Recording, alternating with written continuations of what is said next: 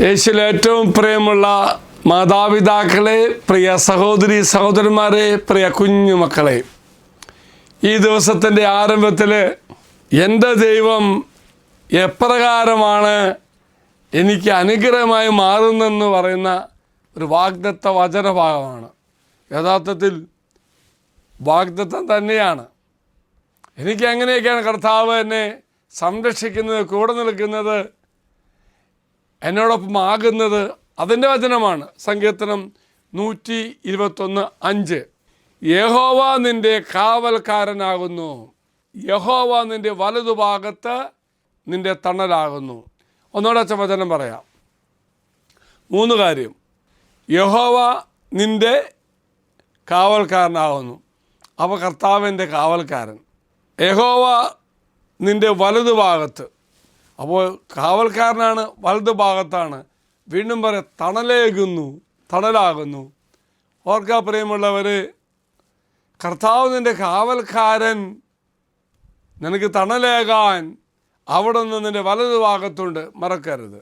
കർത്താവ് എൻ്റെ പരിപാലകനാണ്, എന്നെ കാക്കുന്നവനാണ്, എന്നെ രക്ഷിക്കുന്നവനാണ്, എനിക്ക് തണലാകുന്നവനാണ്, എനിക്ക് എല്ലാമാണ്. ഓർക്കുക, വിശ്വാസികളുടെ, നമ്മുടെ മേലുള്ള ദൈവത്തിൻ്റെ സജീവവും വ്യക്തിപരവും നിരന്തരമായ സംരക്ഷണം അർത്ഥമാക്കുന്നു. കർത്താവിന് എൻ്റെ മേൽ അധികാരമുണ്ട്. വീണ്ടും ഓർക്കുക പ്രിയമുള്ളവരെ, നിരന്തരമായ സംരക്ഷണം കർത്താവ് എനിക്ക് തരുന്നു സൂചിപ്പിക്കുകയാണ്. അതായത് ദൈവം ജാഗ്രതയോടുകൂടി എനിക്ക് സംരക്ഷണം തരുന്നു. ഉന്മേഷദായകമായ ആശ്വാസം, അതൊരു തണലാണ്, ഒരു സ്രോതസ്സായും ചിത്രീകരിക്കുന്നു. പ്രിയമുള്ളവരെ, ആടുകളുടെ മേൽ ഇടയന് ഉത്തരവാദിത്വമുള്ളതുപോലെ ആടിൻ്റെ സുരക്ഷയ്ക്ക് വേണ്ടി എല്ലാം ഒരുക്കുന്ന ഒരിടയനെ പോലെ എൻ്റെ കർത്താവ് എപ്പോഴും എനിക്ക് സംരക്ഷണം തരുന്നു.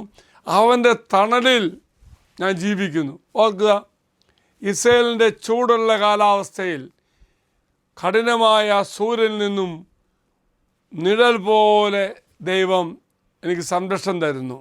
ജീവിതത്തിൽ പലതരത്തിലുള്ള ക്ഷീണം, അപകടങ്ങൾ, അതിശക്തമായ ബുദ്ധിമുട്ടുകൾ, പ്രയാസങ്ങൾ എന്നിവയെല്ലാം ഈ സൂര്യൻ ചിത്രീകരിക്കുന്നു. സൂര്യൻ എന്ന വാക്കിൻ്റെ അർത്ഥമാക്കുന്നു.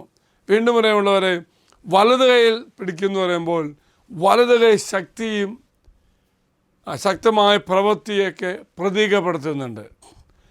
ഒപ്പം തന്നെ ദൈവത്തിൻ്റെ വലത് കൈ എന്നർത്ഥമാക്കുന്നത് ദൈവം സജീവമായി എന്നെ സംരക്ഷിക്കുന്നു. അപ്പം മറക്കരുത് പ്രിയമുള്ളവരെ, ഈ വചനമൊക്കെ വായിക്കുമ്പോൾ വ്യാഖ്യാനിക്കുമ്പോൾ ഒരു കാര്യം ഓർക്കുക, എൻ്റെ കർത്താവ് എന്നും എന്നോട് കൂടെയുണ്ട്, എപ്പോഴും കൂടെയുണ്ട്. ഏത് സമയത്തും എൻ്റെ കൈ പിടിച്ച് ഇങ്ങനെ നടത്തുന്ന പോലെ അനുഭവം എനിക്കുണ്ടാവണം. ഇതാണ് വചനത്തിൻ്റെ വ്യാഖ്യാനം. ഒന്ന് മാത്രം, കർത്താവിനെ കൈ പിടിച്ച് നടത്തുന്നു, എന്നെ സൂര്യപ്രകാശത്തിൽ എന്നെ സംരക്ഷിക്കുന്നു, അതുപോലെ മുന്നിലും പിന്നിലും ഒക്കെ കർത്താവുണ്ട്.